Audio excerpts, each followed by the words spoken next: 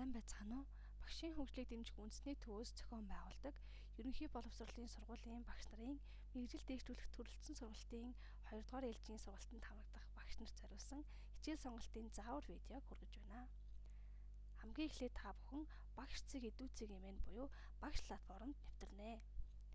За нэвтэрж орсны дараагаар нэвтрэх товчон дээр даран өөрийн эсэс хаяг нууц үгээ оруулнаа. За эсэс хаяг нууц үгээ оруулсны дараагаар нийлбэрийн дүнг оруулнаа. За ингээд платформд амжилттай нэвтэрсний дараагаар зүүн дээд буланд байх сургалтуудс руу орно. Сургалтуудс руу орох үед багшийн хөгжлийг дэмжих үндэсний төвийн Ерөнхий боловсролын сургуулийн төрөлцсөн сургалт 2 дугаар ээлж гэсэн сургалтын нэр харагдана. За энэхүү сургалтыг бүгдээрээ сонгох нэ. За сургалт руугаа нэвтэрж ороод сагслах гэсэн цэнхэр товчийг дарнаа. За сагслах гэсэн товчийг дарах үед заавал судлах хичээлүүд автоматар гарч ирнэ.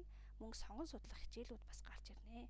Сонгон судлах 4 хичээлээс та 2 хичээлийг сонгоно. За 2 хичээлийг сонгосны дараагаар сагс үзэх гэсэн цэнхэр товчон дээр дарна. Сагс үзэх товчон дээр дарахлаар төлбөр төлөх гэсэн улбар шарангийн товчд гарч ирнэ. За энэхүү товчон дээр дараад баталгаажуулах товчийг дарнаа. За ингээд төлбөр амжилтлаа төлөгдлөө гэсэн ногоон бичиг гарч ирнэ. Ингээд та хичээл сонголтоо хийсэн гэж ойлгоно. За үүний дараагаар дэлгэцийн баруун дээд буланд таны нэрний доор буй миний сургалтуудс руу орно. За миний сургалтуудс руу орох үед таны саяны сонгосон сургалт маань гарч ирнэ.